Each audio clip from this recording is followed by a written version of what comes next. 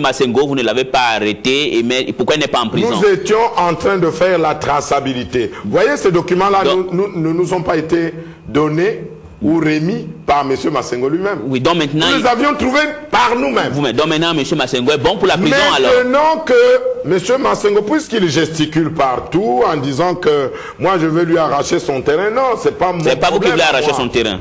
C'est l'État qui veut rentrer dans ses droits. Oui.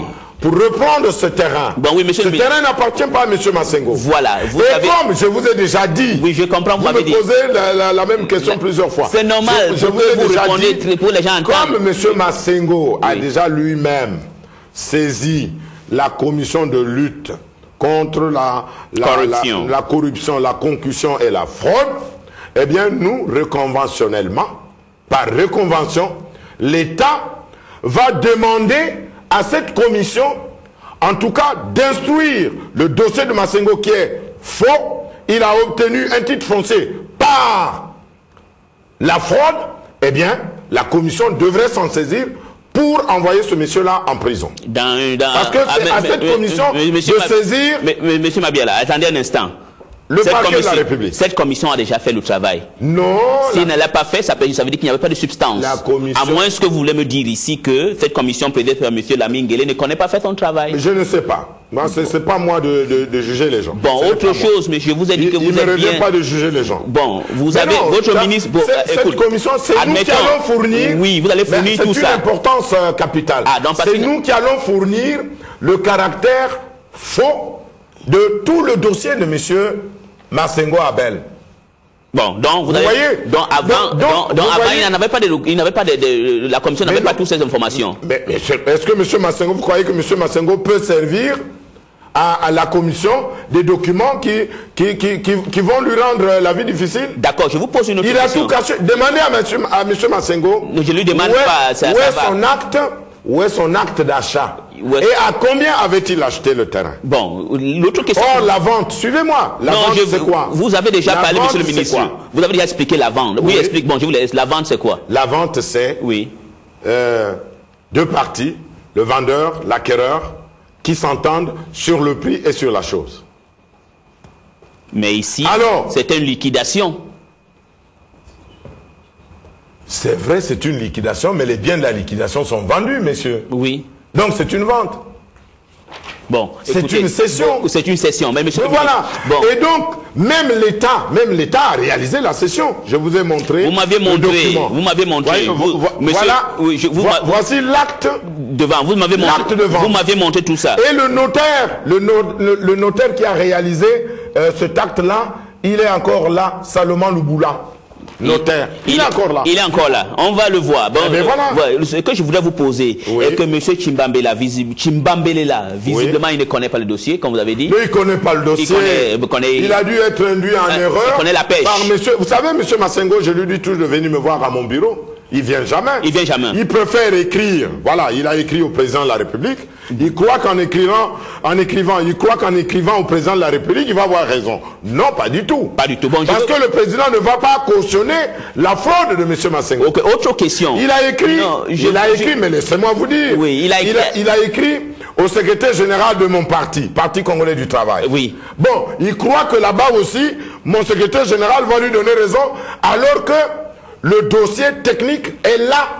Il est plausible, M. Massengo est un fraudeur. Bon, M. Massengo est un fraudeur que la commission n'a pas pu prouver, n'a pas en prison. Donc il est libre. Mais non, la commission n'a pas encore tous les éléments. Vous allez fournir les éléments. Moi, je vais fournir tous ces éléments à la commission. D'accord. Voilà, c'est ce que Bernard Chimbambele c'est ça qui va justifier la reconvention de l'État. D'accord. Donc l'action par reconvention. Mais M. Bernard Chimbambele peut être incompétent parce que coupe de poissons, mais maintenant le ministre des Finances, c'est le ministre Gilbert Ondongo. Vous revenez là-dessus? Je reviens dessus. Oui, allons-y. Il est quand même quelqu'un qui, à moi, ça doit aussi me dire que comme il s'occupe des chiffres. Est-ce que vous avez la lettre du ministre des Finances? Mais voilà, ça a signé. Pourquoi il n'a pas signé ici? Mais ça, c'est moi qui est. S'il n'a pas signé, c'est parce qu'il n'a pas reconnu le vôtre. Monsieur le ministre. Oui. S'il n'a pas signé, c'est parce qu'il ne reconnaît pas ce que vous avez fait. Non, il a écrit par la suite. Il a écrit par la suite. Je vous donne là la vérité. Et quand il a écrit, qu'est-ce qu'il a dit? Il a écrit et qu'est-ce qu'il a dit? Oui. Qu'il attendait la traçabilité du dossier avant d'apposer sa signature. Maintenant que la traçabilité du dossier est faite, nous allons relancer le ministre d'État. À l'époque, il était ministre des Finances. Aujourd'hui, il est ministre d'État, ministre des Finances. Autre question. Donc, nous allons le relancer. Je comprends. Monsieur le ministre, je vous pose une autre question. Oui. Ce terrain-là est face à une loge. Est-ce que c'est ça qui gêne que vous voulez nous faire partie de là-bas? Il s'agit de quoi? Qu'est-ce que vous me racontez là? Et ce n'est pas à cause d'une loge maçonnique. Il faut qu'on dise les choses. Peut-être que, vous savez, les francs-maçons, c'est des gens bien. Mais de quoi me parlez-vous? Non, je pose la question. Est-ce que vous... mais de quoi me parlez-vous? Non, je vous pose la question. Est-ce que c'est parce que la maison est contiguë à une loge maçonnique et que les frères maçons ont dit que comme il n'est pas de la franc-maçonnerie, vous le faites partie par tous les coups? Ici, il s'agit d'un bien de l'État. Non, je vous pose la question parce qu'on doit poser toutes les questions. Oui, laissez-moi répondre à votre question. D'accord, je vous écoute. Vous croyez que je ne vais pas vous répondre? Voilà. Je suis venu ici pour répondre à vos questions. Je comprends. N'est-ce pas? Oui, monsieur le ministre. Ici, il s'agit d'une propriété de l'État qui a été accaparée, polluée par un individu. Est-ce que pour qu'il devienne propriétaire de cela, il a besoin de parler des francs-maçons? Non, peut-être parce que les Est-ce qu'il a besoin de parler des francs-maçons? Non, je ne sais pas. Moi, ou de la franc-maçonnerie? Non, est-ce que... Il a besoin de ça? C'est quel argument? Ça lui apporte quoi pour qu'il devienne le véritable propriétaire? Ça lui apporte quoi? Qu'est-ce que ça lui apporterait? Rien du tout. Bon, mais... Et donc, vous voyez, tous ceux qui accaparent les biens de l'État, tous les spoliateurs des biens de l'État, tous les délinquants domaniaux, eh bien, lorsqu'on les découvre, ils s'agitent en tout et pour tout, et ils s'agrippent sur n'importe quel argument, mais même les plus honteux qui puissent exister. Qu'est-ce que la franc-maçonnerie a à voir dans une affaire de domanialité publique? C'est l'État qui revendique ses droits. Monsieur Mabiala, vous avez bien défendu votre dossier pour faire votre droit de répondre. Je vais vous poser une autre question maintenant. Je vais revenir comme au début. Allons-y. Est-ce que ça n'a rien à voir parce que lui, il était très proche de Mvuba, Bikindu, Lekunzu, et il a dit ici, parce qu'on n'invente rien, il est vivant et les images sont encore là, que depuis là, les gens de l'Issouba le chassaient et vous étiez avocat de l'État de l'époque. Peut-être vous aviez un penchant pour l'Issouba. Et ce n'est pas qu'aujourd'hui, quand vous êtes ministre, vous prenez votre revanche. Je veux que vous me dites là, sincèrement si vous êtes en train de faire votre travail ou c'est une revanche politique. J'ai toujours été très sincère. Oui. Moi, je dis toujours tout haut ce que je pense. C'est bien. Vous me comprenez? Je vous regarde les yeux dans les yeux. Moi aussi, je vous regarde dans les yeux. Oui. Donc, chacun de nous a ses relations.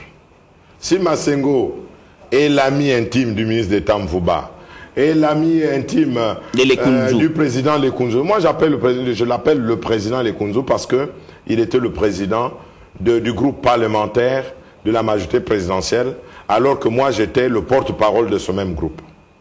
Donc, on était tous dans le même bureau. D'accord. S'il était président, s'il est ami de qui avez-vous dit encore? De Bikindu. Bikindu, je crois qu'il est décédé.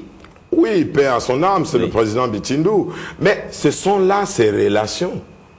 Mais ce n'est pas un chercheur sorcière. Qui peut lui disputer ses relations? Chacun de nous a ses relations. Bon, je vous pose une autre question. Vous en avez. Évidemment. Vous en avez. Moi, j'en ai. Je vais vous poser une autre question. Mais les relations de chacun de nous ne peuvent pas affecter Monsieur le ministre, les autres. L'émission, comme on voit, a été très technique parce que vous êtes venu ici pour répondre aux allégations de Abel Masengo. Maintenant, vous me parlez du président Lissouba. Mais le président Lissouba, je vous ai déjà dit ici que c'est le frère aîné du président Sassou. Vous revenez encore avec l'histoire là. Vous me posez la question. Non. Mais laissez-moi vous répondre. C'est le frère aîné du président Sassou. Donc, celui qui est pour le président Sassou, il est forcément pour le président Lissouba et vice-versa. Je vais vous dire aussi une chose. Qui a fait que le président Lissouba gagne les élections présidentielles dans ce pays au deuxième tour? C'est le président Sassou. Vous ne le savez pas? C'est le président Sassou qui a donné le coup de pouce déterminant de manière électorale au président Lissouba. Non, j'ai compris. Autre question. Est-ce que vous le savez? Autre question. Ben voilà. Autre question. Vous êtes encore en train de démolir des maisons dans la ville de Brazzaville.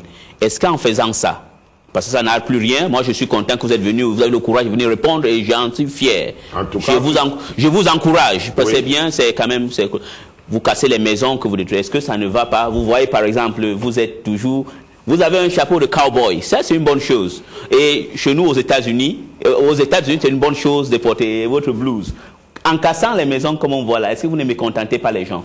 Vous savez, ça s'est passé à l'occasion du projet d'adduction d'eau potable. Là, on ne casse pas les maisons, on est dans la ruelle. Et la ruelle, si elle commence à 9 mètres de large, elle doit se terminer à 9 mètres de large aussi. Là, on est dans la rue Owando, à Windsor. Le président a dit qu'il doit offrir de l'eau potable à son peuple. C'est un projet important, vital.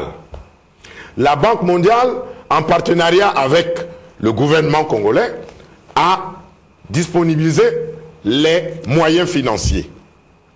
La société chargée de réaliser ce projet est connue, c'est la société SAD. Et quand la société commence le travail, elle s'arrête quelque part parce que la ruelle est obstruée. Est-ce que vous allez faire ça partout? Parce que la ruelle, suivez-moi, j'ai compris, oui. Parce que la ruelle est obstruée. Qu'est-ce qu'on doit faire? On doit donc dégager tout ce qui obstrue la ruelle, monsieur. Vous allez faire ça partout. Vous allez faire ça. Alliez-vous faire ça partout? Oui, bien sûr. On va le faire partout. Il n'y aura pas de vaches sacrées? Pas du tout. Pourquoi? Je dis, quand je dis peut-être métaphorique, ça veut dire par exemple, si l'un de vos... Voilà, vous avez compris. J'ai bien compris. Vous savez, hier, ce jour-là, quand on a travaillé ce jour-là, on est arrivé devant la concession, la parcelle d'une conseillère de Monsieur le Président de la République. Et vous avez fait quoi? Qui était présente. Et vous avez fait quoi? La conseillère était présente. Elle est venue. Je me dis, qu'est-ce que vous faites? Je dis, mais moi je suis en train de travailler, vous voulez m'accompagner dans mon travail? Mais c'est très bien, venez, madame la conseillère. Elle avait donc entassé ces matériaux de construction dans la rue. Nous avons dégagé, en sa présence constante. Et elle a compris. Non. Elle se dit, c'est la loi qui s'applique. Je suis content que vous êtes équitable. Voilà. Moi, j'ai cru que vous attaquez seulement aux faibles. Pas du tout, oh là là. Je ne m'attaque pas aux faibles. Moi, de toute façon, c'est vous qui faites cette distinction. Hein. Non, c'est bien que vous venez dire. C'est vous qui faites cette distinction. Quand il s'agit d'appliquer la loi, quand je m'en vais, si c'est vous, eh bien, je ne saurais pas qui êtes-vous. Moi, je n'aurais même pas besoin de demander qui êtes-vous. J'arrive, j'applique. Un jour, vous savez, le président de la République lui-même m'a dit, ministre Mabiala, si dans le cadre de votre travail que vous êtes en train de faire, le jour que vous verrez ma maison construite dans le domaine de l'État ou dans la rue, vous la cassez. D'accord. Appelez la presse et vous dites que ça appartient à Monsieur le Président de la République, Denis Sassou Nguesso, mais moi j'ai cassé. Faites comme ça. Nous on attend ce jour-là. Mais non, mais ce jour-là n'arrivera jamais parce que le président ne transgresse jamais la loi domaniale. Jamais du tout. Peut-être il vous a dit parce il sait que lui il est légaliste. Mais bien sûr il est légaliste. Quand vous allez venir à Quartier Saint-Philippe, il y a beaucoup de vos collègues qui habitent là. Je pas que je serais content. J'aimerais voir comment vous allez casser Ils ont obstrué les rues? Oui. Oh, comment ça? C'est pas vrai. Mais non. Je sais où est-ce que vous venez en venir. Je vais venir. Sans fil. Je vais venir, monsieur le ministre. Vous devinez ce que je pense déjà. Oh, mais quand même, même si la fonction de penser ne se délègue pas, mais on peut quand même deviner. Eh oui. N'est-ce pas? Oui. Eh bien voilà. Bon, je vous laisse, monsieur le ministre. Je suis très content que vous êtes venu. Mais moi aussi. Oui. Et j'encourage d'autres de vos collègues de venir répondre ici. Ils viendront, ils ne sont pas des missionnaires. Il ne faut pas traiter les ministres de la République comme ça. Ils ne sont jamais des missionnaires. Non, avec tout le respect que j'ai le droit pour eux, il faudra qu'ils aient le même courage comme vous. Voilà. Quand ils sont accusés de mal faire le travail, qu'ils viennent se défendre.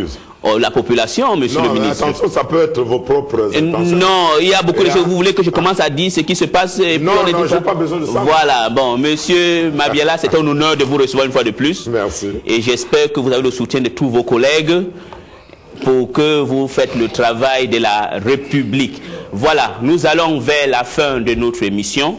Et puis, la semaine prochaine, sur ce même plateau, nous allons recevoir le représentant de l'Union européenne à Brazzaville. Il se nomme Marcel Van Opstal. À vendredi prochain, s'il plaît à Dieu.